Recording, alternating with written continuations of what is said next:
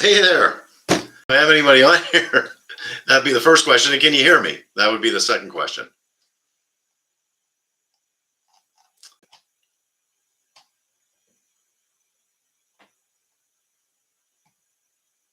So I'm just going to wait a little bit till I get some folks in. It doesn't look like I have anybody here yet, which is understandable. So I'm trying to work through this whole live deal. So I got somebody in there. Probably going to wait a second or two until I can see if anybody else jumps in. This is my first live stream, so I think there's going to be some technical difficulties as I go through this. Hey, it's Stupid Fast Truck. Hey, how's it going? Good to see you. Thank you for stopping in. Hi there, Wes. How are you? Oh, now they're starting to roll in. That's a pretty good thing. Hey, Mac, how's it going? I want to start out by saying to the folks that are here, one, thank you. Thank you for watching my videos. That's appreciated. Thank you for showing up this evening. I want to just give you a little background about who I am and why I started this YouTube channel.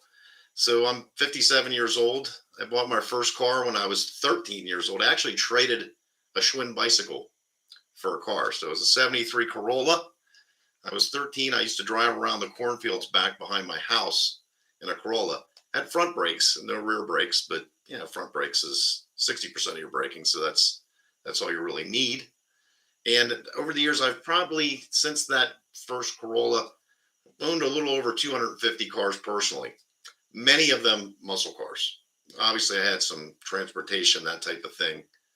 But yeah, so I've had I've had 3 Torino Cobras. I had 270 429 Super Cobra Jets, 168 428. Had that maybe a month. I just didn't like that car. Mustangs was just too many to count. So I've had way too many Mustangs to count.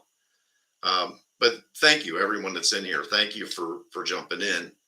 I'm going to kind of just open this up. If you've watched the videos, if you have any questions about anything specifically that you've seen that maybe you kicked around a little bit, didn't want to put in the comment section, maybe throw it up there and we'll go from there. So let's see what's going on. Hey, Kevin. How's it going, Wes? Hi. Yeah, it was my Schwinn, Wes, I traded was a World Spirit, and I used to be a paperboy with it. And one of my fellow paperboys had a car that was given to him by his sister, and he liked my Schwinn. So he said, "Hey, how much for your Schwinn?" I said, "What are you doing with that car your sister gave you?" He said, "Nothing." He was 14, I was 13. I said, "Well, give me the car, you can have the Schwinn." So that's how that worked out. That's how I learned to drive stick. It was a 4-speed. Hey, Steven.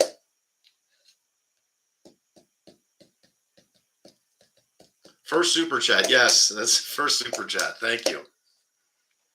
So I want to set up some ground rules real quick. And I don't know how often I'm going to do this. Maybe from time to time when I hit a number of subscribers and it seems like I should say hi to you guys. Not real comfortable in this format. I prefer to have my words measured. I prefer to work off a script and do my research and know what I'm talking about. But we'll do it from time to time.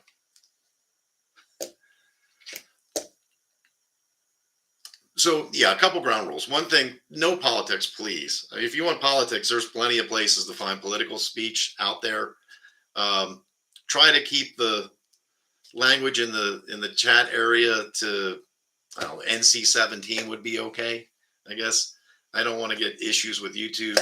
Things are changing there, so we really don't know what's going to happen down the road with these guys. Some of the ad rates are down on some of the videos. Not that I really don't care a whole lot about the ad rates on the videos. I do the videos because I like telling stories. And if I find something interesting, I'm going to make a video. If you watch it, great. If you don't, that's fine too. So, okay. Arrow Days, what have you done with the Mach 1 lately? Nothing. There's salt in the road here. So I've done absolutely nothing with that. I'm actually working a lot on the Maverick. So I just redid the entire cooling system. I thought about doing it and I kind of put it off. And the water pump, which was original in 77, actually blew a hole out of the bottom. There's a weep hole there. It ignored the weep hole and blew another hole out of it. So if I was going to replace the water pump, I figured I might as well do everything else. two of the heater lines were the originals from 77. So they're now gone. New water pump, a new rad was put in because, why not? You're there, you might as well do it. It's a lot easier to change the water pump with the rad out anyhow. Rachel, what was the favorite car I've ever owned? I don't know that I have a favorite car that I've owned in my past. Like I said, I've owned 250 cars personally. Some of them I've liked and they maybe didn't like me. You always go back to your first real car, the first car that pinned you back in the seat. When I was 17, I had a 70 Torino. It was a 429 Super Cobra Jet, big Lopi cam, hooker headers on the car, 800 manual secondary, so they weren't vacuum. They were just instant on secondary, and that car was probably my favorite car. That car I ended up actually selling that car to Bill Miller, who owns Carlisle Fairgrounds. And if you're from Pennsylvania, you've heard of Carlisle Fairgrounds. It's a really big car show in the Northeast. I think it's 52 acres of cars. I sold that to him. He gave it away as a door prize, which was rough. And the person that won the door prize won that car, hit it into a guardrail, smashed the quarter panel. It ended up going to Florida. I actually tracked it down many years later. But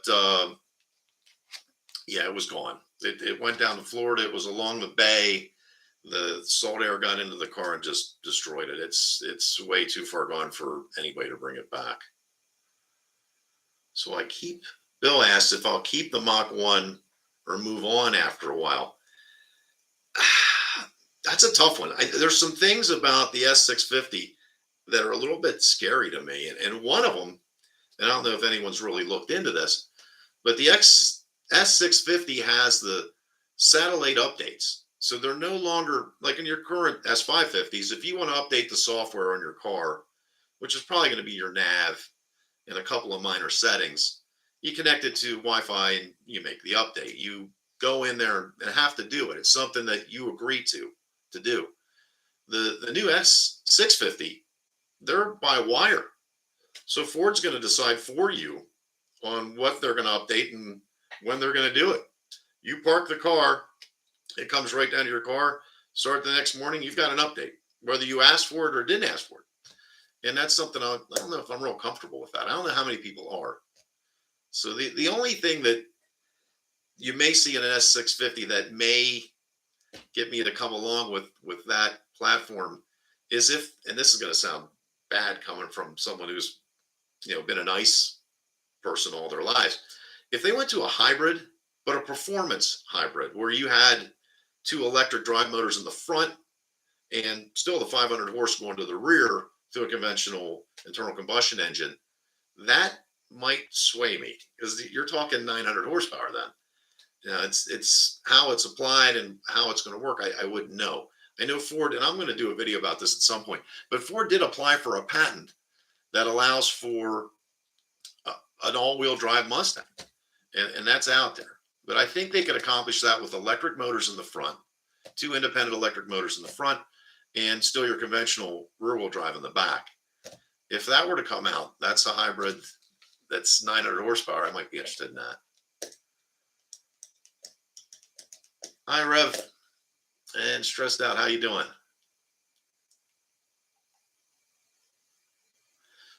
Posting the data on the, who's that?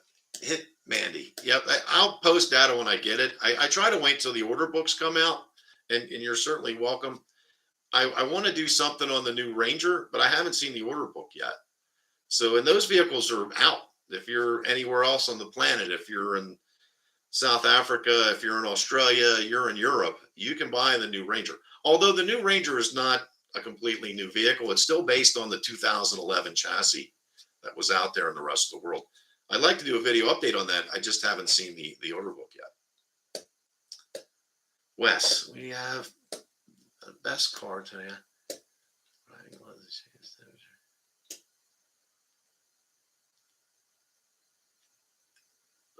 The S650.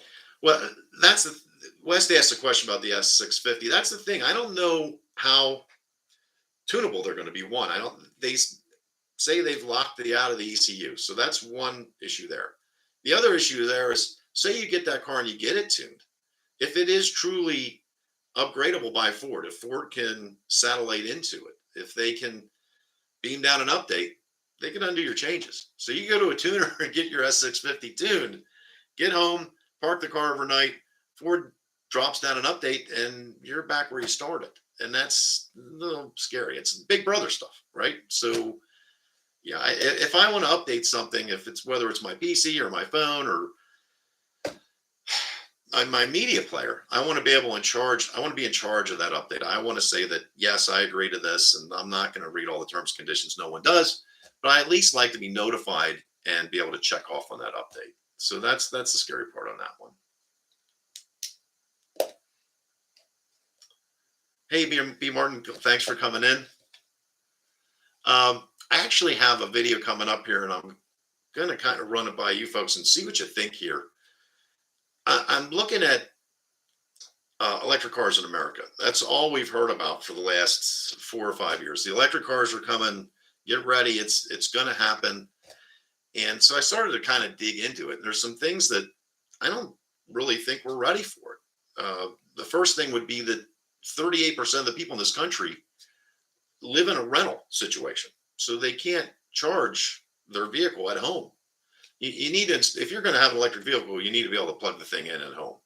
That's just how it is. But if you have a rental, an apartment, you're renting from a landlord, you've got whatever your situation is, a townhouse, it's not so easy. So that's a big chunk of the population. The other thing is another 15% live in rural areas that, it may be 50, 60, 70 miles to a major metropolitan area for a charger. I don't know that works for those folks as well. The way I look at it, there's probably 40% of the population that just aren't ready, 40 to maybe even a little bit more, that aren't ready for an electric car at all. It wouldn't work for them. And I also looked at the current number of vehicles, electric cars, they make up 4% of all the vehicles that are on the road today. 4%. That's with all the tax credits. That's with all the hysteria and everything you see, all the reports. 4% of the cars currently are electric. So I'm thinking the next 10 to 15 years, hybrid might be the answer for your standard American person that's a commuter. It's going to take it back and forth to work. They'll get better gas mileage. They won't have to worry about, well, I want to get back to this electric thing. The last thing is cost. So just like oil, the metals that are needed for these batteries are finite. They're not unlimited. They can't make more. They're not synthetic. They have to be mined. And there's only so many heavy metals out there.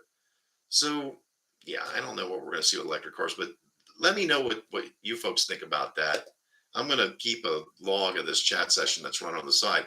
But and there's a video coming out on it. I'm going to dig a little bit deeper into the numbers. But I don't think we're going to be there for another 10 to maybe 20 years until we can really adopt an all-electric car country. I just don't see it happening. Let me see what else I have over here in the comments.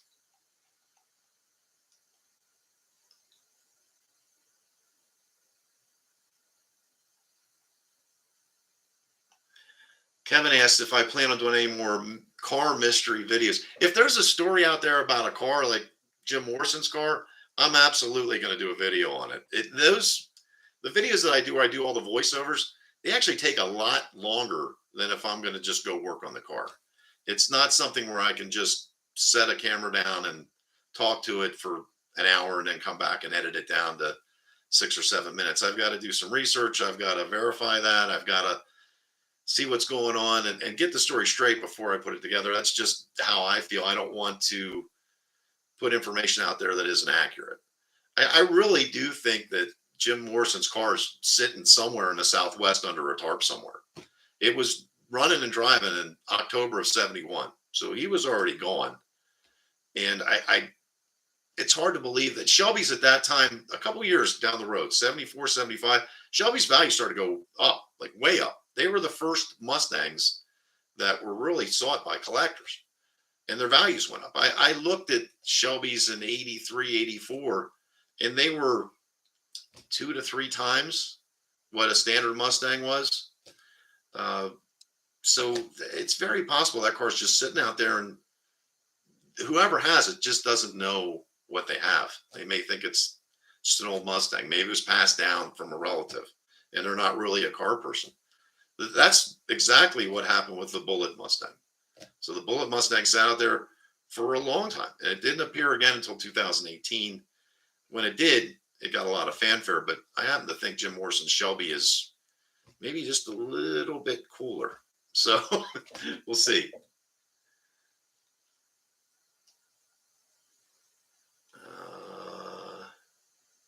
Have I driven a Tesla Plaid? No, I haven't. And I haven't been in a Tesla period. I've driven a hybrid, and I don't have anything against electric cars. I know performance wise, they would be there. It's a lot easier to get those things to go quickly. It's not a matter of performance or how the car is or how it drives. It's just a matter of the size of our country, how big the United States is, the the range that some people, and I didn't even get into long commuters with electric cars. There's folks that I think it's 13% of the people commute more than 50 miles a day just to get to work. So it's 100 miles round trip. That's going to require a home car charger. And if that person rents, that's even more. And there's a lot of folks that drive over 100 miles a day. So now you need 200 miles of range. And that 200 miles doesn't include traffic jams, accidents, road construction, which limits your mileage, temperature, which I live in the Northeast, I live in Pennsylvania. That's going to affect your range. There's a lot of things there that just aren't going to work for a lot of people. Now, for some folks, they'll be fine. They have a home, they can put the charger in at the house. Their commute's not that far, 20 to 30 miles. Electric car would be fine for them.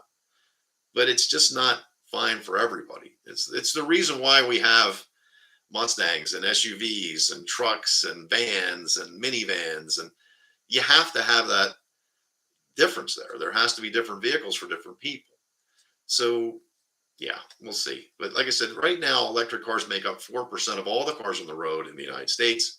That number may go up to 10, 15%, maybe 20% in the next 10 years. But I don't really see it going any higher than that for maybe another 10 years until they come up with some sort of synthetic battery they don't have to mine and that can charge rapidly. If you could charge an electric car in 15 minutes, that would be fine for most people. You're currently, depending on the charger and where you're at, it can be up to 45 minutes, and that's not doable. That's a lot of time added onto a trip, especially if you're going to make a road trip.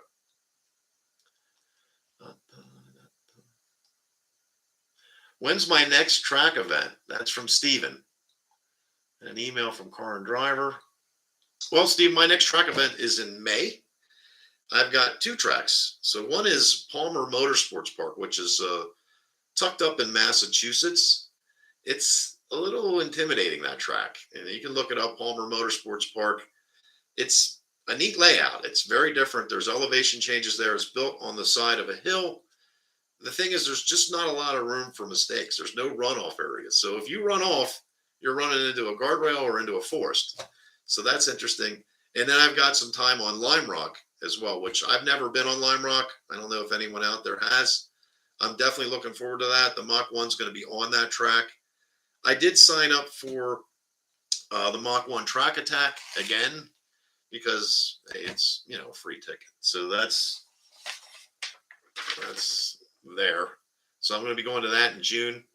That one, last time I went, it rained, and I only got to do half the track. The track did dry out, and we were able to do half the track, but there was standing water in the remainder of Charlotte. So I couldn't get all of Charlotte in. The thing that really kind of turned me off about Track Attack is they don't actually cut you loose there. So these other tracks that I go to, we do some pace laps so you get a feel for the track and what's going on and what the corners look like. But then you get cut loose. It's really up to your right foot to limit the speed that you're going to go. So you push it as hard as you feel comfortable doing it. In Track Attack, you're only going to go as fast as the slowest person in your group, whether that's 3 or 4.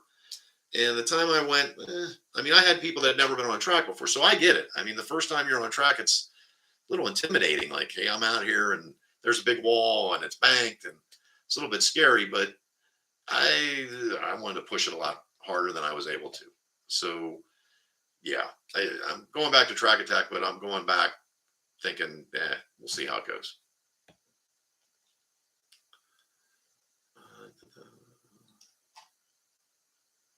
Plant is stupid fast. Why? I believe that. I mean, I absolutely believe that the electric cars are capable. I'd like to see, like I said earlier, I'd really like to see the S650 be a hybrid at some point. Add electric motors to the current internal combustion engine and multiply the horsepower.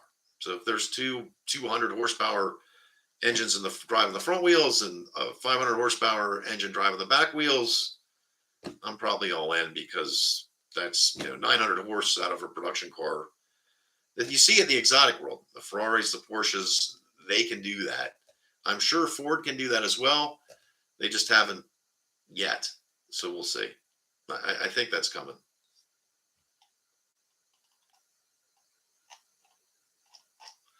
Okay.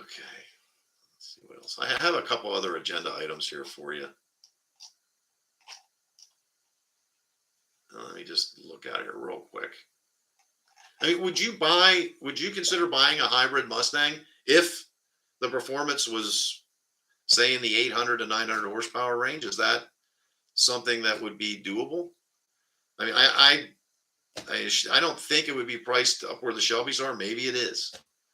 So the Shelbys seem to, well, they're bringing way over sticker. So that's why I looked at my Mach 1. I considered a GT500, but yeah, it's a car I'm going to drive. I'm going to track it. I'm going to beat on it. I just didn't want to lay that kind of money out and do that.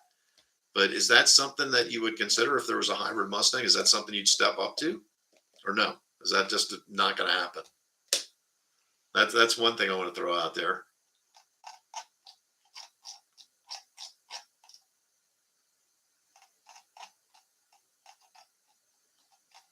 Oh, and here's just an update for anyone that's here. I did a video on the first Boss 302 built in, was it 52 years, the 001 2012. I've actually found that car. So it's in a private collection, semi-private collection. The gentleman owns a bunch of transmission shops in Omaha, Nebraska. And the car's sitting there. It still has 800 and I think said 60 some miles on it now. It does get started. It does get driven around his shop and pulled back into the museum. But it's alive, well, and not being abused. It's sitting in a collection.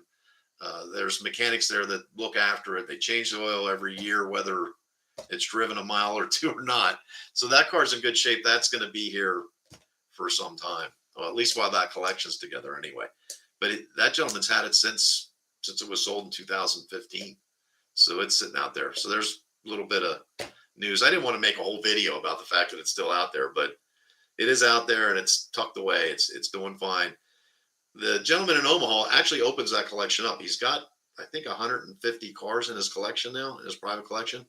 There are some Mopars in there. There's a bunch of stuff from the 60s and 70s, but tucked in there is the 2012 Boss with 0001 on it.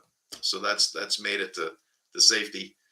And the gentleman that sold that car, that picked it up initially in Texas, he did buy another Mustang, and he just tracked that thing every other weekend.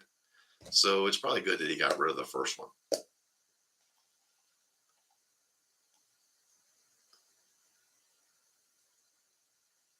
So Martin says he doesn't think Ford should use the Mustang brand to advertise electric or hybrid.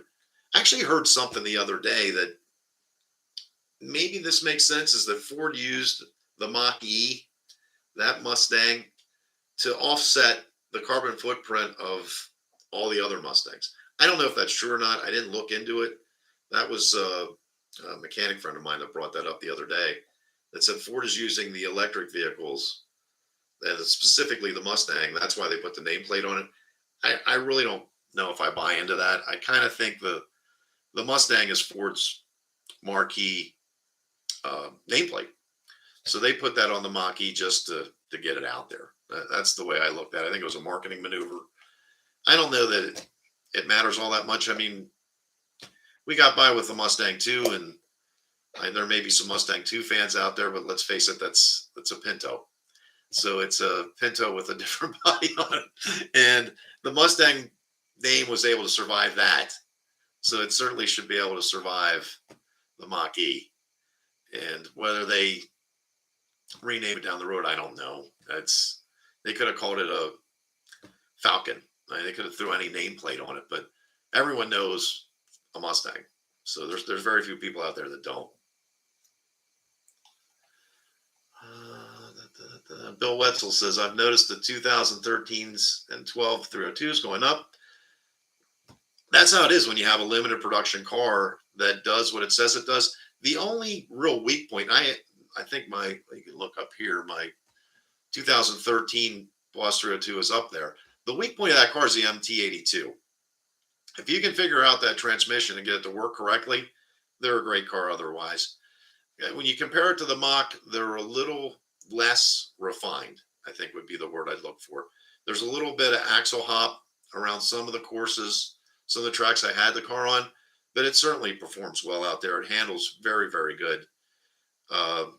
Compared to my Mach 1, you put a better driver in that car, they'd get by me. So it's that car wouldn't hold you back. But it's a limited production car. It's a Boss 302 with a Boss nameplate is got a lot of value to it, just in and of itself. And those cars did dip for a little bit. They're on their way back up, and they're probably going to level off for a while, and then they'll probably continue to creep up. That's just the way they go with limited production. Negative feedback from removing the carbon. I have had no negative feedback from removing my HC trap. So that's a question by Mr. K. McDaniels. And I've had no negative feedback about removing it. I worried about it for a little bit because where I live, it's not legal to run without the HC trap. What that HC trap does, when you shut your car off, any vapors that would come back up through the intake would be filtered out by that hydrocarbon trap. Now, anyone who's removed their HC trap, and me included, I've noticed an increase in miles per gallon. So I'm getting 2 to 3 miles per gallon more on the highway. I got to think my carbon footprint's lower than, with that out than it would have been with it in. So maybe there's a little bit of, when you shut a car off, maybe a little bit of fumes will escape out the intake. I don't know. But I do know I'm getting better gas mileage. The car performs way better with it out, and I'm getting better gas mileage. So I think it's just one of those things that Ford did to hit a metric. There's a number a hurdle they had to get over.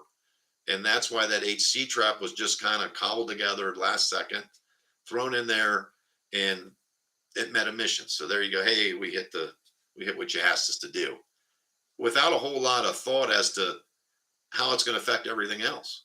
So with my HC trap in there, my gas mileage was worse, and obviously my performance was worse. So, but yeah, I haven't gotten any blowback on that. I don't, the county I live in, they don't actually have emissions. I'm out in the country a little bit, so I don't have emissions testing here.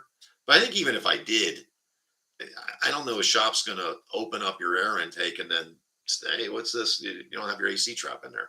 It's something really, if you had to, if that was a problem, you can just pop it back in. It's, 15 minutes and a headache, but it could be done. So that's on the AC trap. Greetings from Spain. Hi, Marcus. How are you? It's another S650 Mach 1 air intake. The grill there are the holes you have considered.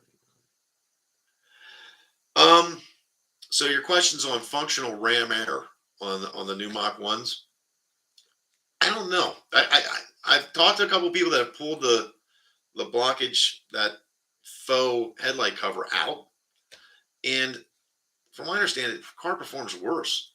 So I don't know that it's going to work as a true ram air. So, ram air goes back to the 60s and 70s when you would ram air into a carburetor. It's kind of like really what it is, it's colder air. So it's not, they call it ram air, but if you go back to the 70s, 60s, 70s, your vehicles pull the air out from underneath the hood. And that's, exhaust is there. Your manifolds are there. It's hot under the hood of a car. So the ram air really was just to get the scoop above the hood, so it's pulling fresh air in. I've talked to a couple of people that pulled those headlight covers out, and they've actually seen a drop in performance, almost as if it's causing some sort of vortex there where the air's not flowing freely.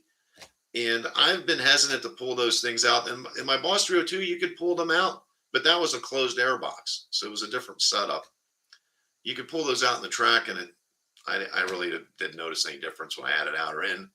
This car, they're screwed in, and where I live at, the leaves fall off the trees. I'm a little concerned about getting leaves and bugs and everything else into my air filter. So I've kind of left that alone. But I did talk to a couple folks that have pulled them, and it wasn't really beneficial. Let's see what else we got here.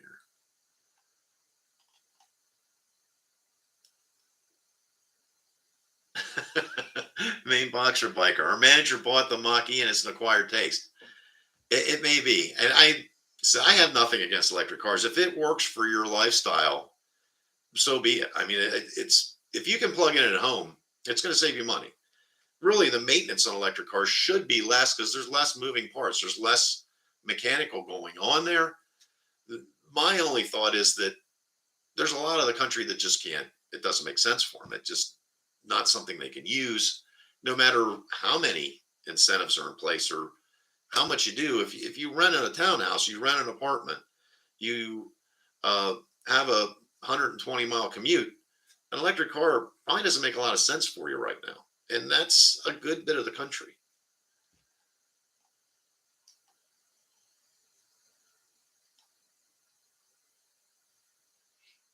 Yeah, I understand. Marcus once again went back to the faux on the Mach 1s and the 2021s. There's a faux headlight cover. It was made to kind of look like the 69s with the 4 headlight grills.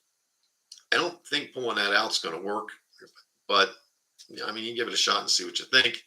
It is kind of a headache to get those pieces out, so just be ready for that. Will asks, what alignment specs do you run?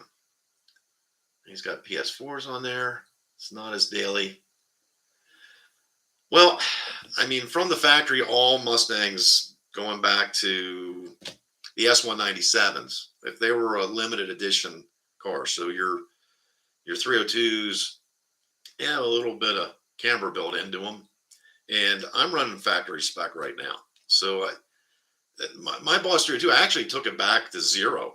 So it was dead on. So that I didn't get, because what happened was the tires would feather. And it depends on the tires you run.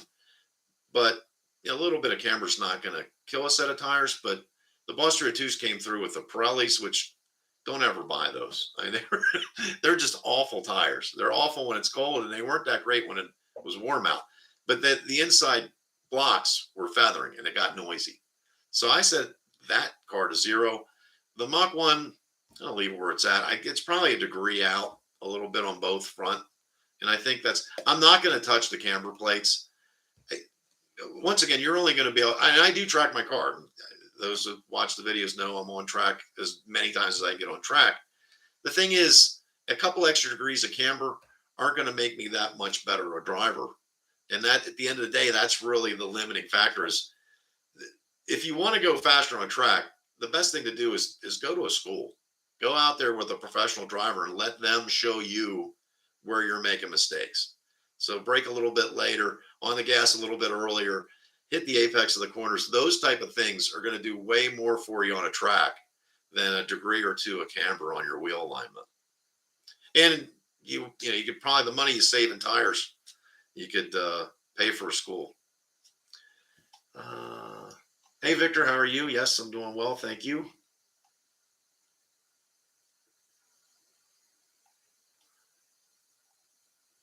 Kevin McDaniels, I took your advice on getting a dash cam. Well, if you watch my accident video, you saw what it's like to be in an accident, and you also saw what it's like.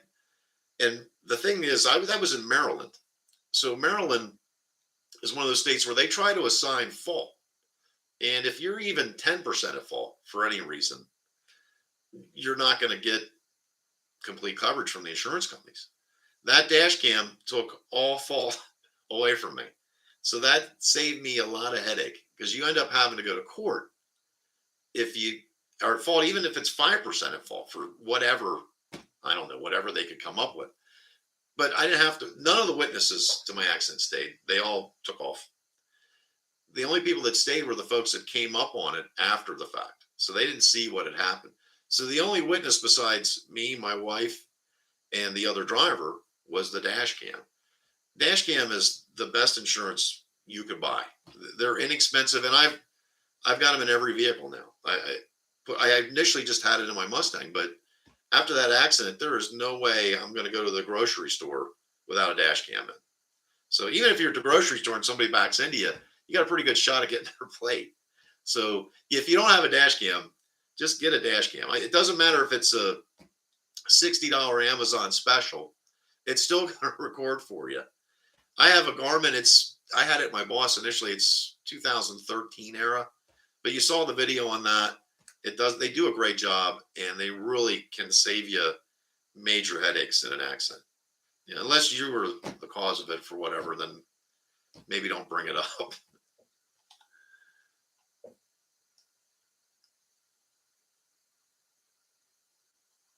So Mike Delancey. Hi there, Mike. So all these electric cars coming out, do you think it's going to bump up the price on the old school cars? Eventually. I don't know that it's going to do anything initially. There's not, and that's why I talked about this kind of at the beginning of the chat. There's not that many electric cars out there. They only make up 4%. There's actually more electric cars on dealer lots now in inventory they can't find homes for than there are, well, not necessarily than there are combustion engines, but if you drive by a Kia dealership, you'll see 3 or 4 electric cars sitting out at almost all of them. And it's because they can't find buyers for them. So if you're in a metro area, you live in, Philadelphia, San Francisco, New York, and you've got a 20-mile commute and you live in a home, you own your own home, perfect sense for you. Go get an electric car, good to go. But if you live in, last Kia dealership I was at was in Wilkes-Barre. That's where the mythical home of The Office, the TV show The Office. It's up in the coal regions, Pennsylvania. There were 5 electric Kias sitting on the lot at sticker. So it's not like they had an addendum sticker on the side. Nobody wanted them. So yeah, I think at some point people will always be nostalgic for the old cars. And as years go on, even with people holding on to their older cars, their collector cars, there's just less and less of them. Things happen, accidents happen, things happen. There's always less and less cars. I think back to, I sold cars. I sold Fords back in 1988. If you go back to 1988, one of the number 1 cars in the world at the time was the Ford Escort. I haven't seen a Ford Escort on the road in probably, I don't know, 5-6 years. So you see them everywhere. There aren't anymore. 86 Ford Taurus. That was the number 1 car. It outsold all the Toyotas. It was the number 1 car. I don't know the last time I saw an 86 Taurus running around. So every day there's less and less of the old vehicles on the road. So yeah, there's going to be some nostalgia. There's also a nostalgia factor. Everybody wants the car that was cool when they were younger.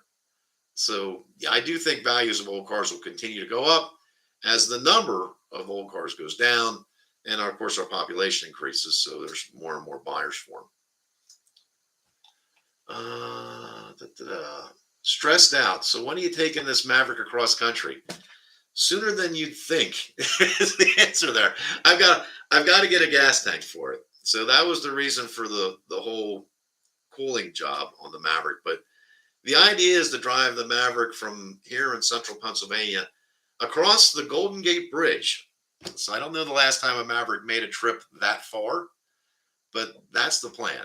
So I tried to do that with my 70. That was actually the first videos I ever made. I tried to drive the 70 on the Lincoln Highway across the country. Made as far as western Nebraska before I lost an axle bearing.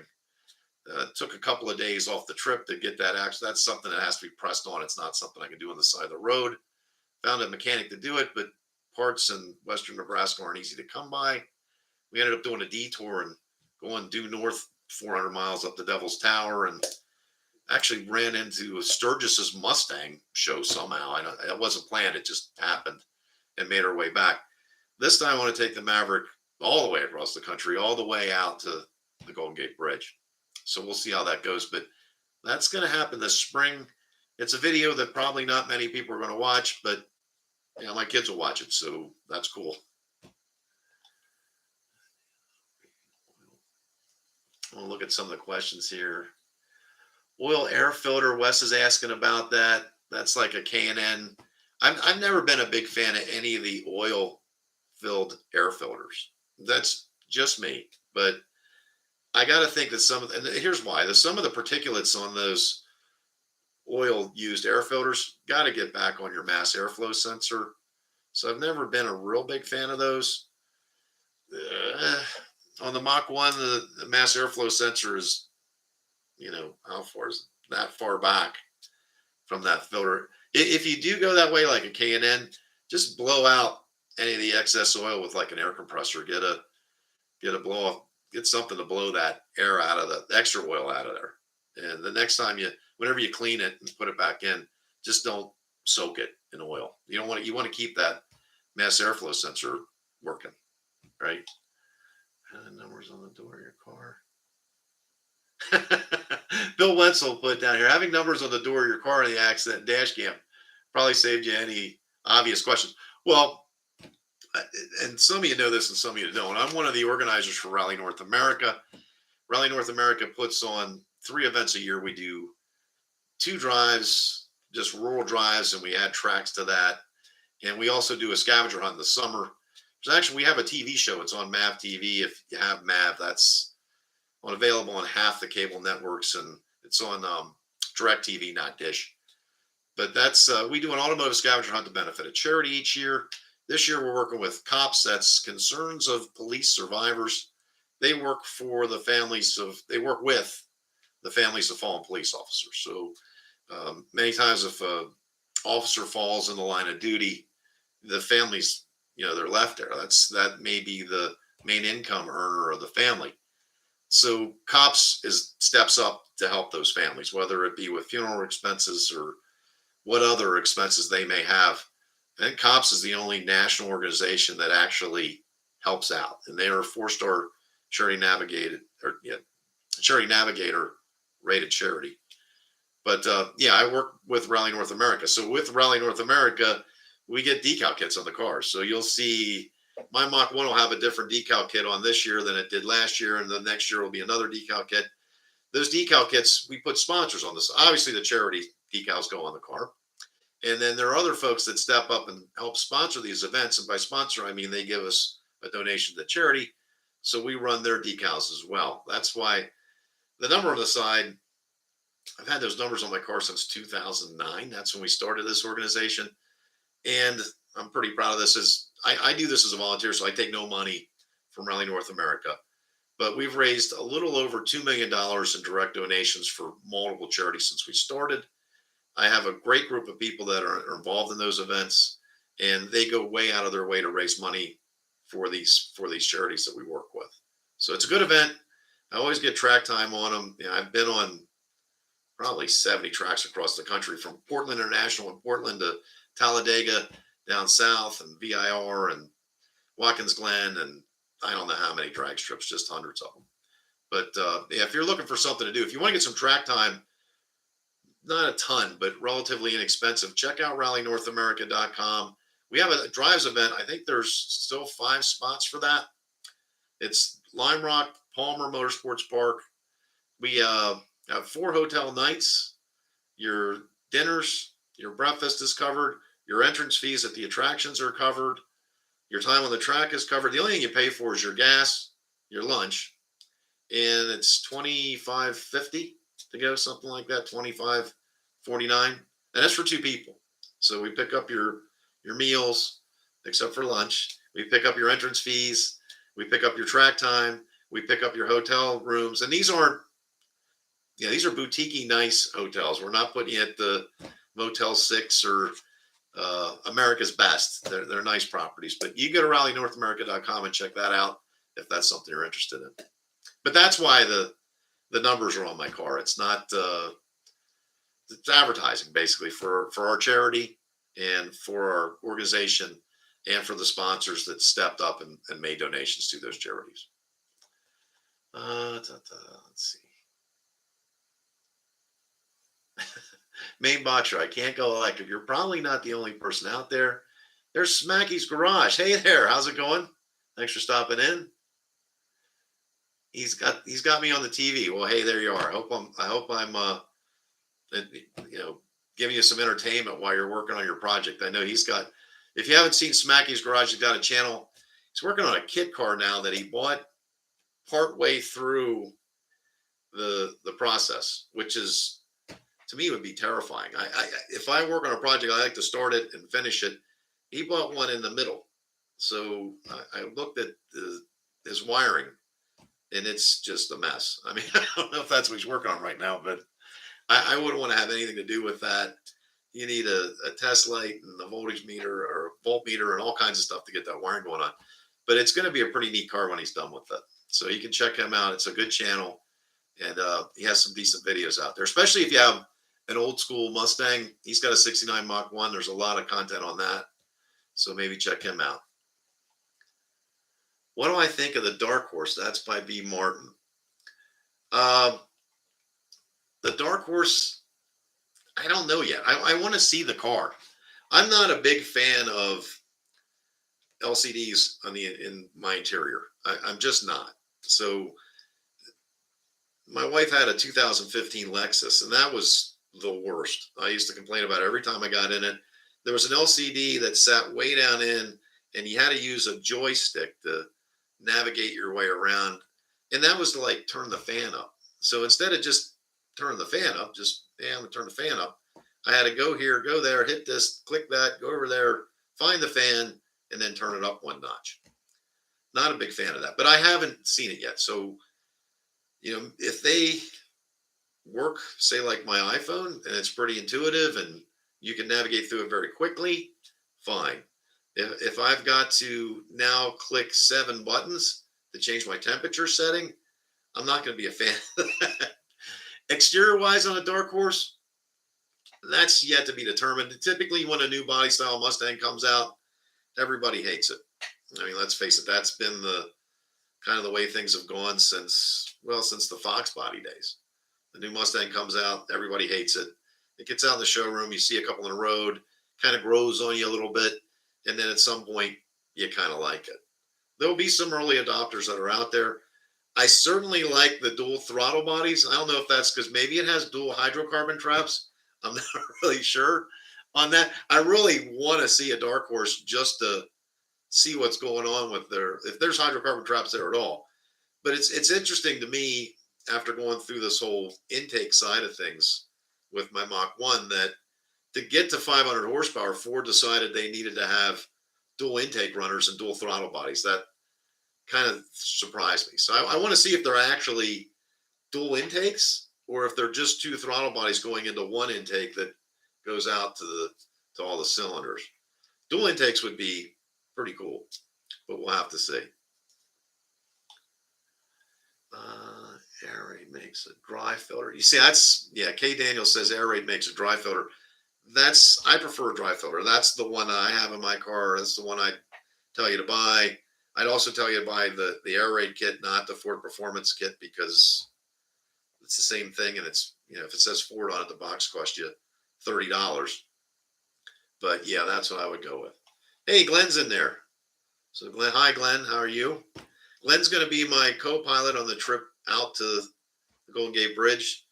Glenn's a little smarter. He's taking a newer car, but it's a kid car that he built beside his house in his attached garage for the last 4 years. So I don't know. You'll have to place bets on whether the kit car is going to get there or the Maverick, neither. If we're both on U-Hauls with trailers behind, I'm not sure how that's going to go. But yeah, I've got a little bit more to do on the Maverick. But yeah, Glenn, I did a video, one of my first videos on Glenn's car. It's Shelby Daytona, and you can check that out on the channel.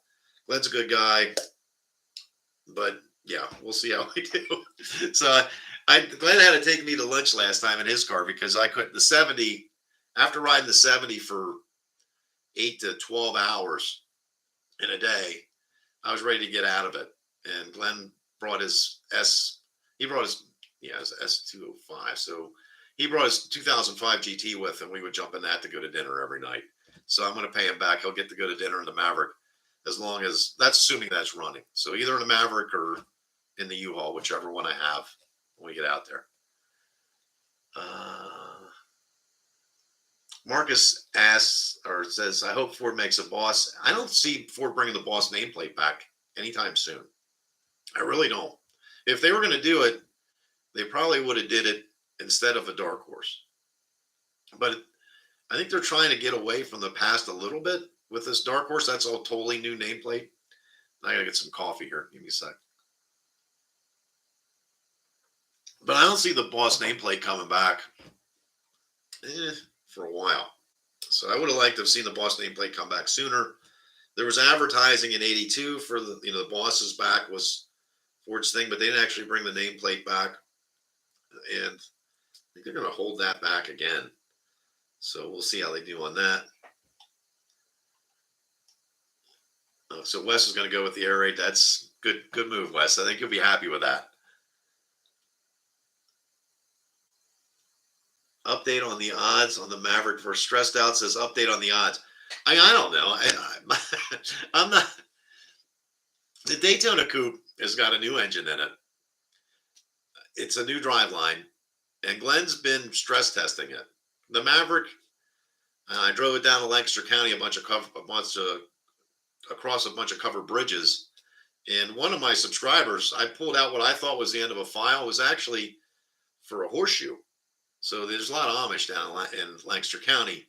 So apparently one of their shoes threw a horseshoe nail, and that's what I picked up in my tire. So I've probably got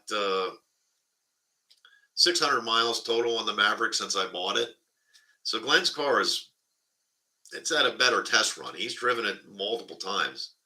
So we'll see. The only thing I have going for me in the Maverick now is it's a straight six, automatic, with nothing else. And the cooling system's new. The alternator's working. And there's not a whole lot there. It's a, 2-barrel carburetor. I'm going to rebuild the original carburetor and bring it with. I think it's going to go just because of what it is. Because those vehicles are just tanks. And that engine has 67,000 miles on it. It doesn't burn oil. It doesn't really smoke. It just doesn't move, really. It just kind of goes along. But I think the Maverick will make it. I think we'll both make it. So we'll see. Coming back might be a little tougher. We're going to have to take probably parts of 80 to get back. But I mapped it out the other day. It's 5,800 miles round trip. So for two cars that maybe combined have 2,000 miles on them. So we'll see how she does.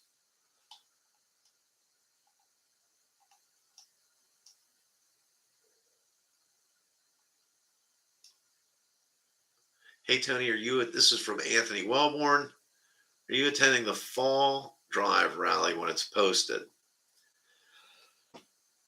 If you mean the Rally North America event, Anthony, I actually haven't started on the fall one yet.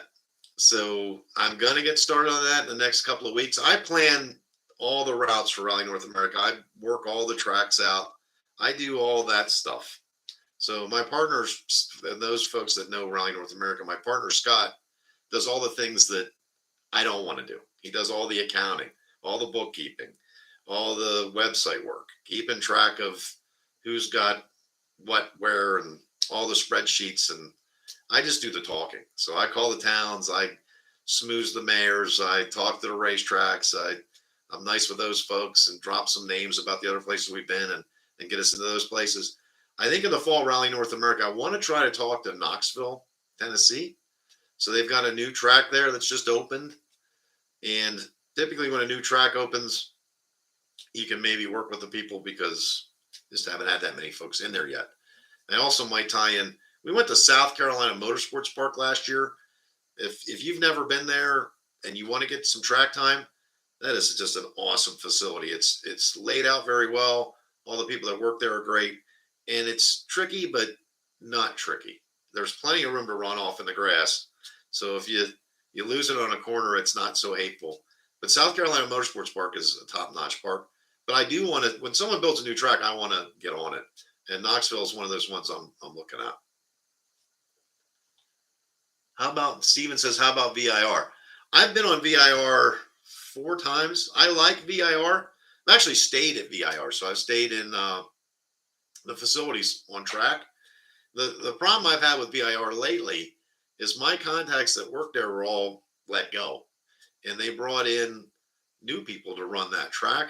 And I just haven't been able to link up with them. So they actually used a catering company for a time, and they had no clue what was going on. So VIR is not out of the question. Oh, VIR gets a lot. A lot of folks with automotive publications go there, and a lot of the manufacturers do testing there. So that track gets tied up a lot by those folks. So last time I was on VIR, we had to be off the property, our whole group. We stayed overnight, had a meal there, did the whole thing, stayed in the chalet down there. But we had to be off site by 8:30 because Ford was bringing out a car. It ended up being the new Ford GT, but we weren't allowed to see anything. So we had to get out of there. Victor, any drag racing in your future with my Mach 1? Yes, there will be drag racing. Yes, I will lose to automatics. Yes, I'll probably lose to cars that don't have handling packs. And for those that have Mach 1s that have handling packs, understand you're going to be slower in a drag race. One, your tires are bigger. Two, you've got a ton of aero. So you've got, parachute on one side, bigger tires, less rolling resistance. And if you've got a stick, you're even slower. Because I ran an A10 in an eighth of a mile. I got the jump. Never made my shift in the second. He was already starting to gap me. So he had, what are you going to do? I mean, it's that A10 keeps that 5-liter in the right RPM range all the time. So he was probably into third gear before I got into second. So yeah, I do plan to drag race it, but I don't expect to set the world on fire anytime soon. So that's how it is. It's fun. So yeah, I definitely would drag race it. Have I been to Ozarks International Raceway yet? That's from Mike. No, I haven't. And the reason I haven't, and this is not to knock the Ozark area, I think it's, from what I understand, it's awesome. I've never been through there. I have passed through Arkansas. But the problem with the Ozarks is when I plan these events, we go to different places. So if you live out that way, you'll know the Ozarks is great as far as things to see and things to do. It's just, what dot do I connect to where? I brought one of our events through Kansas one time, and we went on Route 50 all the way across the country. And in our group, if you get a ticket from law enforcement, it's a disqualification. You can't win any awards. We do that to keep the speeds down. So there's a time and place for everything. We put tracks on the agenda. And if you're out in the middle of nowhere, Nevada, and no one's around, and, by all means, do what you want to do. But in Kansas, in one day, we had 80 cars across Kansas, 24 tickets, including me. So I got a ticket for 71 in a 65 zone. That's 6 miles an hour. If you try to do that around where I live at, you're going 6 over, someone's going to hit the back of you. But I got a ticket for it. I think the ticket was $54. But yeah, that's why I haven't been out to the Ozarks area. Not that I'd like to visit the Ozarks. It's just if I bring my group out there, I've got to give them other places. I got to connect dots and give them other places to see. And there's just not a lot real close to that area, the area out in the Ozarks area. But I would like to get out there at some point. I'll probably do it just on my own and just go out that way. Wes D. I'm thinking about adding the handling pack size tires and aftermarket rims to my non-handling pack Mach 1. We need a computer reprogrammed and realignment. Probably not. You really wouldn't. You're going to have no problems with clearance, and it doesn't really affect anything in the computer. The thing you understand is you put bigger tires in your car, they're going to help you in handling, but they're going to slow you down in a straight line. I mean, that's just how it is. So if you want to add them because you like the looks, you go for it. You really shouldn't need realignment on the car. The alignment is still going to track straight, so you should be good there. Any new mods for the Mach 1? That's from Anthony. Well, funny you should ask. I do want to put headers on the car. I think that's the next logical step. I don't want to go with any kind of boost. It's just not something that I look forward to. But I do want to do something with headers. The reason I haven't done it is they're just a bitch. I mean, it's there's a lot of work there. It's not an easy install. Although I just really don't see any other way forward to additional. I want some more horsepower, and I think that's the next logical step. So some headers and some low flow cats. That's probably the next jump. And I'm going to dyno it, so you'll know.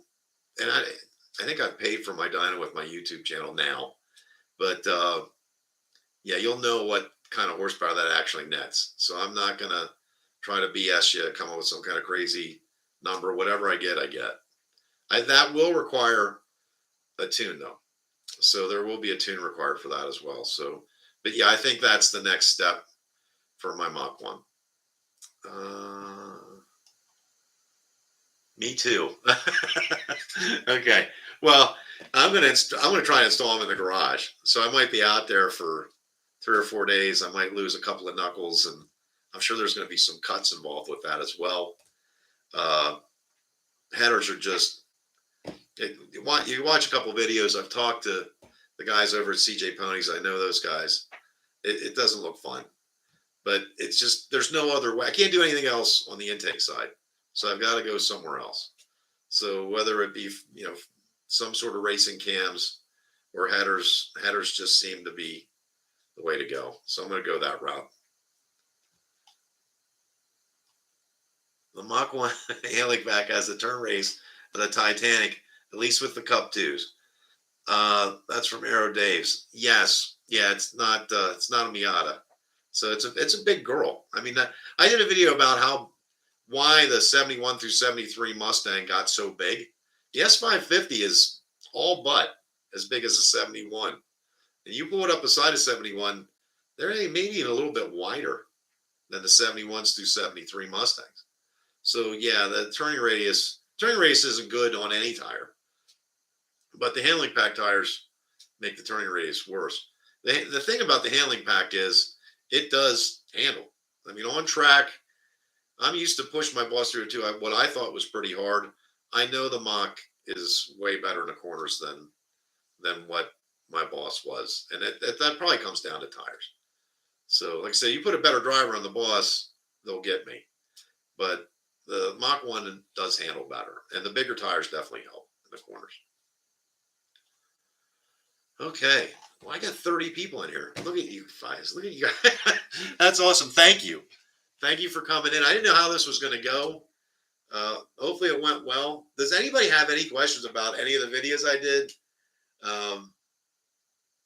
I try to make a video so that it gets across the story, but it's not too repetitive. You don't see the same things over and over again, so that it's, fluid. It kind of flows and you get the gist of the story. But if I don't try to fill in a lot of stuff on the outside of the story, so it's not too long. Try to keep it just as long as it needs to be, not as long as you maybe want it to be. So if there's any questions about any of those videos, I'd be happy to kick those things in.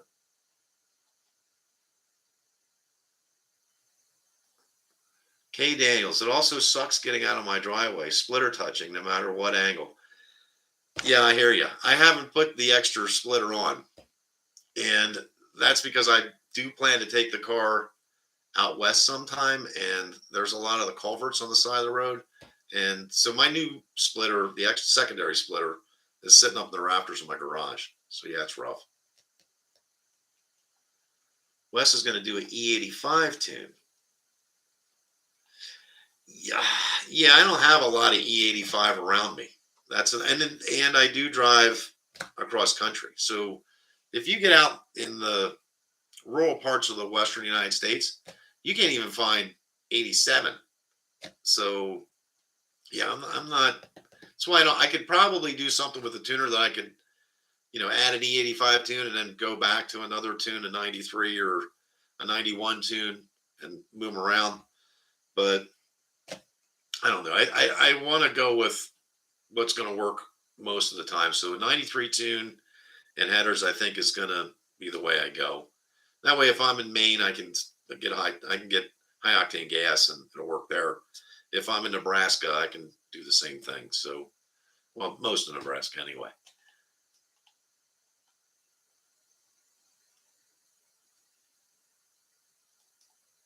You're welcome, Anthony.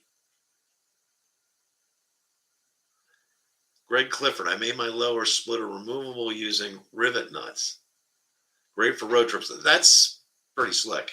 So yeah, I guess that's something you can do.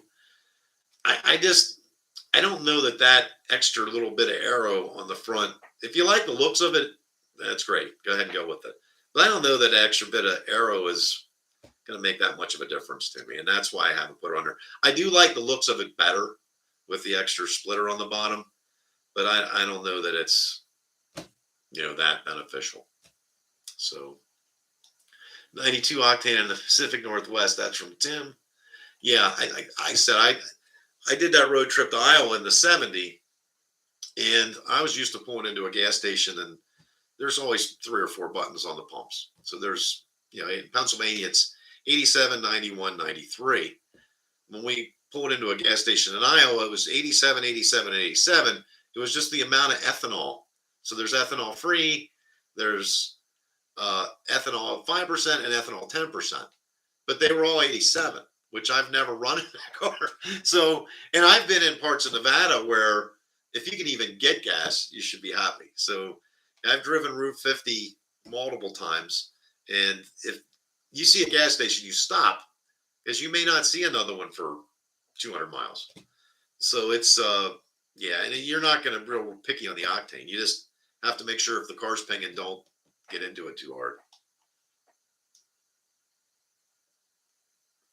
Glenn Beck, I remember trying to find something better than 85 octane near Kearney, Nebraska. I mean, that's why I don't go with an E85 tune, although you can add and remove tunes, but sometimes people have issues with that. When you go to flash of tunes, it doesn't always take. And if I'm in the middle of the country, I don't want to mess around with my tunes. If I'm at home in my driveway, fine, I can try to flash a tune and then reflash it. That's no big deal. But if I'm in the middle of nowhere, Iowa, I don't want to have issues with a tune and have to call my tuner and work through what's going on with it. I want to just be able to get in, start the car, and keep on going down the road. Thanks for stopping in, Anthony. Thank you. So we're actually 10 minutes past 9. I can't believe this. It's been an hour. I do have to thank all of you. Thank you for watching my video. Thank you for coming in here this evening. I didn't know how this was going to go. And I don't know when I'm going to do it again. I guess maybe we hit 5,000 subscribers. I'll give it another shot and see. I don't want to make this a reoccurring thing that often, but I did want to say thank you to everybody for watching my videos and for supporting me and my channel. It's appreciated. So it's been roughly about a year and a half now that I've been making videos, and I'm learning things as I go. So, I'm a car person. I'm not necessarily a videographer. So learning to edit videos it's been fun, but it's, there may be some jumps and blips and things here. I'm working through it. So hopefully they're getting better as time goes on, but thank you all very much. My contact information is on every video. If you scroll down, you can find it. You can reach out to me on Facebook. You can certainly reach out to me through the comment section. I think my Instagram is on there, although I'm not the best at Instagram. I do share on there, but I only check it every couple of days. But Tony's Fords and Mustangs on Facebook, that's the easiest way to get a hold of me. Thanks for watching, everybody. I'm going to close this thing down. Until next time, we'll see you.